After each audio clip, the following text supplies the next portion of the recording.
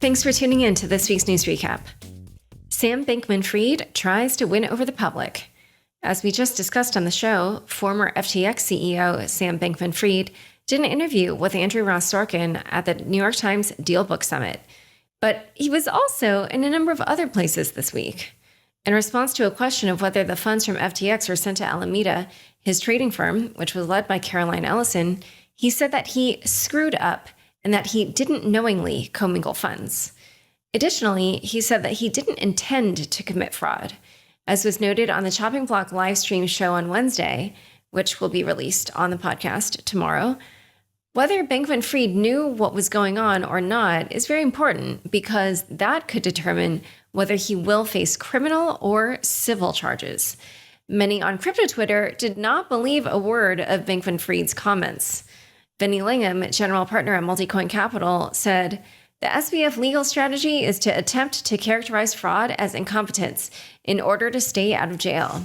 David Marcus, co-founder and CEO at Lightspark, said he was speechless at the level of reality distortion field at play here. However, SBF got at least one supporter. CEO of Pershing Square and billionaire Bill Ackman tweeted he believes SBF is telling the truth, which promptly got ratioed, and to which SBF responded that he deeply appreciates it. Also this week, in an audio interview with Celsius creditor Tiffany Fong, SBF dismissed the rumors of a back door, which he allegedly used to move funds from FTX to Alameda without triggering any alerts. He also addressed the value of FTT, the token of FTX, saying that it was more legit than most tokens. In a later interview with ABC News' George Stephanopoulos on Good Morning America, Bankman-Fried claimed again that he knew nothing about the improper use of FTX's funds and said that he didn't even try to do risk management. However, talking with New York Magazine's Jen Viechner, SBF said he wishes he hadn't bailed out the industry, and he avoided the question of how the customers' funds were lost.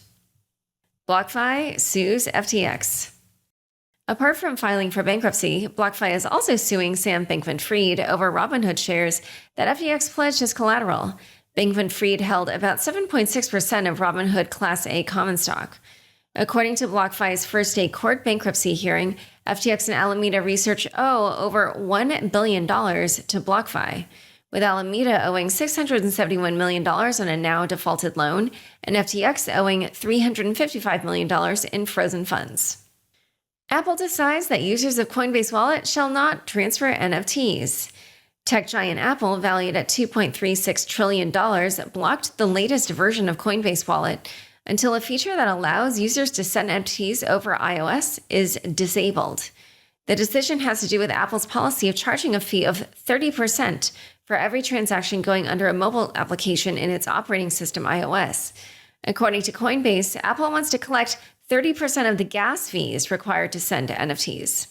Coinbase was openly critical of Apple's decision. The company wrote, "This is akin to Apple trying to take a cut of fees for every email that gets sent over open internet protocols.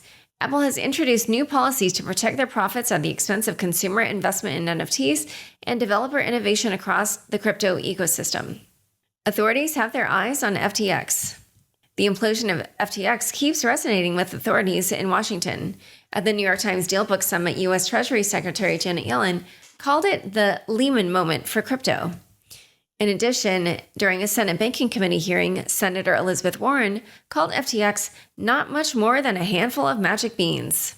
Meanwhile, during the first Senate hearing on FTX, CFTC Chair Rostin Benham kept pushing for his agency to have more power to regulate the crypto industry. He said, "To prevent this from happening again, we must be provided appropriate authority by Congress." As was previously announced, legislators and regulators are probing the collapse of FTX. The House Financial Services Committee announced that it will hold its first FTX hearing on December 13th, hoping to get clearer answers about the mismanagement of the company. Additionally, in a speech on Sunday, the Bahamas Attorney General Ryan Pinder said that regulators in the country are also investigating Sam Bankman-Fried and FTX. Genesis is being investigated by regulators. According to Barron's, Genesis is being investigated by the Alabama Securities Commission and other states. Regulators are reportedly studying how crypto firms are connected to each other, the connection between Genesis and retail investors, and the possibility that Genesis violated securities laws. One of the most pressing issues of DCG and Genesis is Grayscale's Bitcoin Trust, or GBTC. Many were worried that amidst the liquidity crisis, Genesis was going to dump its GBTC on the market. Ryan Selkis, founder of Masari, brought some calm for GBTC shareholders, saying that it's not possible for DCG and Genesis to sell GBTC because of certain market rules that don't allow them to do so. South Korean authorities seek an arrest warrant for Terraform Labs co-founder Daniel Shin. Yonhap, a South Korean news agency, reported that the Seoul Southern District Prosecutor's Office is seeking an arrest warrant for Terraform Labs co-founder Daniel Shin. Terraform Labs is the entity behind the Terra blockchain, which collapsed in May along with its native tokens Luna and UST. Shin, who's no relation of mine, is being accused of allegedly taking illegal profits of around $105 million through sales of Luna before Terra collapsed.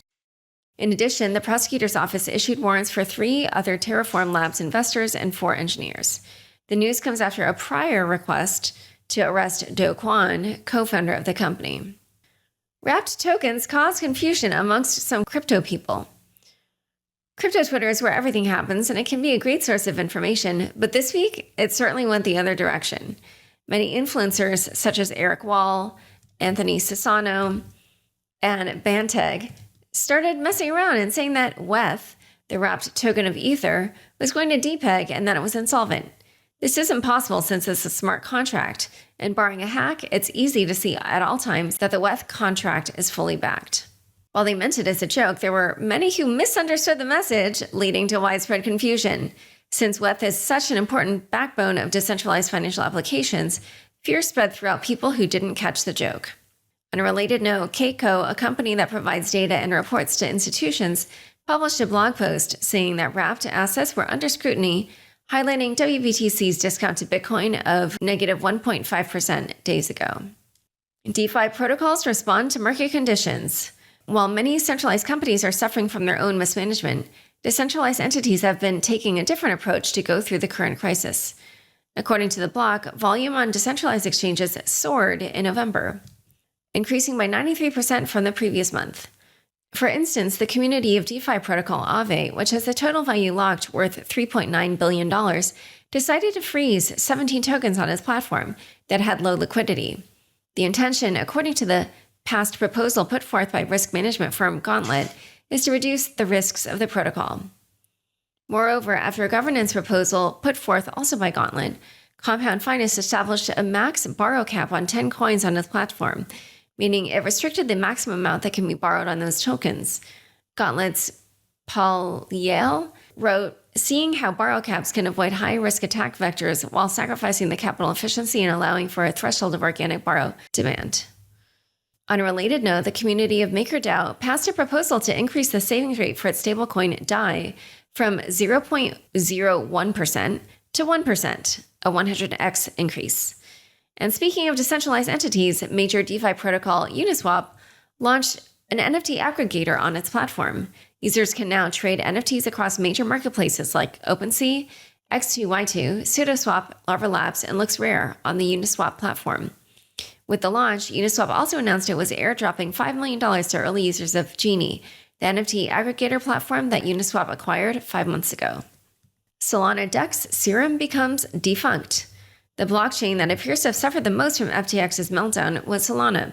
Serum, a decentralized exchange built on Solana, backed by Sam Bankman-Fried, said that its mainnet program has become defunct. The project depended on FTX to sign transactions and modify the code. However, community leaders are working on forking the project so that it can serve. The initiative is led by a developer named Max Mango. 3 trading pairs of SRM, the native token of the exchange, were delisted from crypto exchange Binance. SRM is down 90% from its all-time highs and is trading at 23 cents.